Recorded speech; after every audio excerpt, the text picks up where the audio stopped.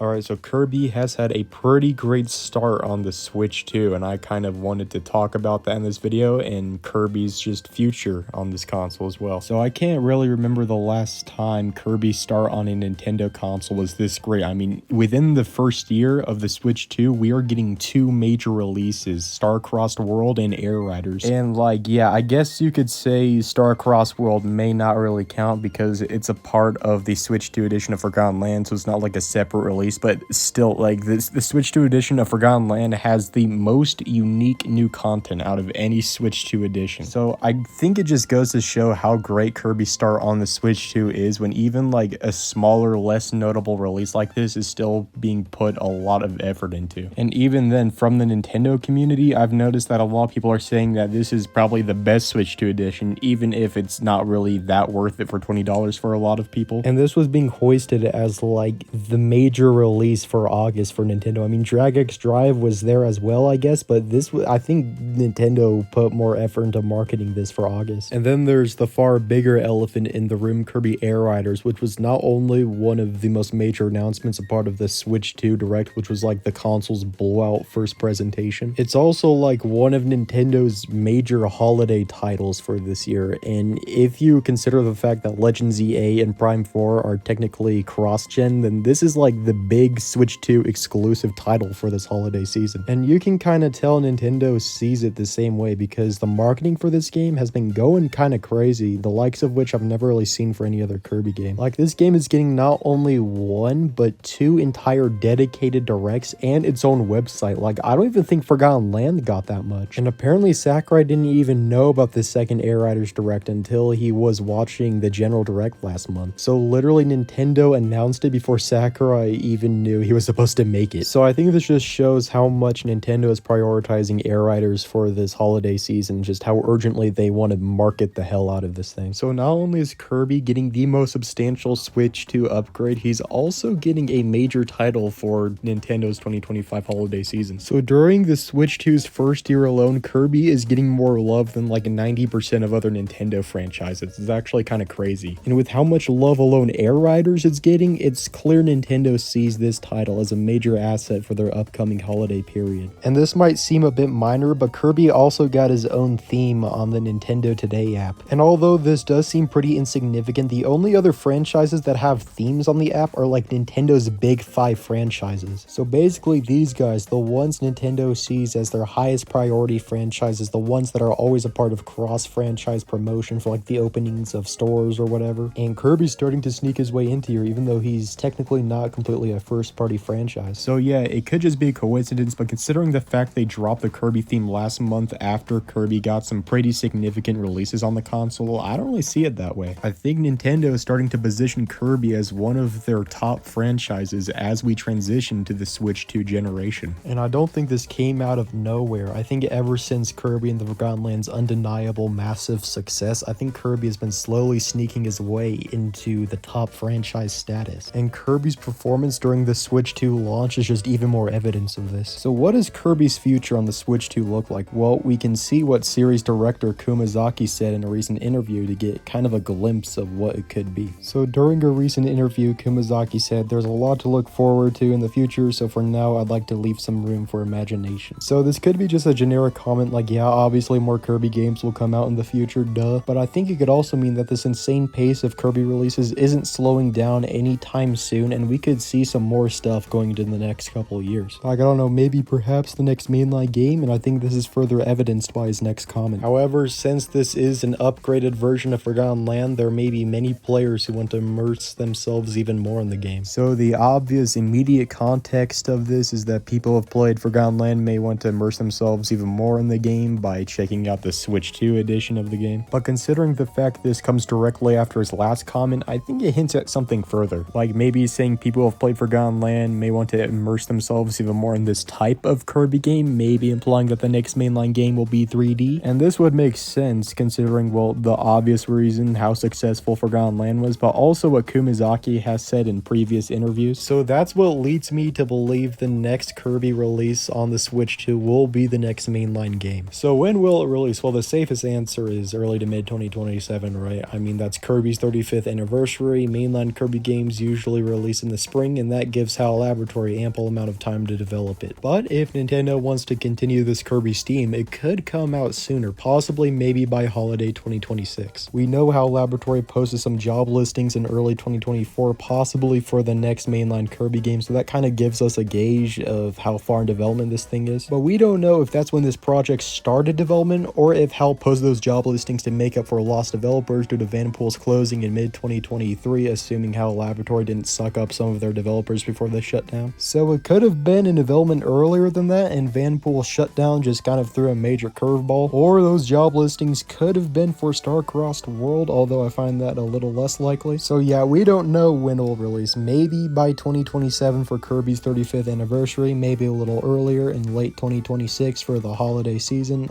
Again, we don't really know. But even then, Kirby's start on the Switch has just been nothing short of incredible, easily one of the best out of any Nintendo console, and I'm just really excited for Kirby's future on the Switch too. So yeah, thanks for watching everyone, and bye-bye.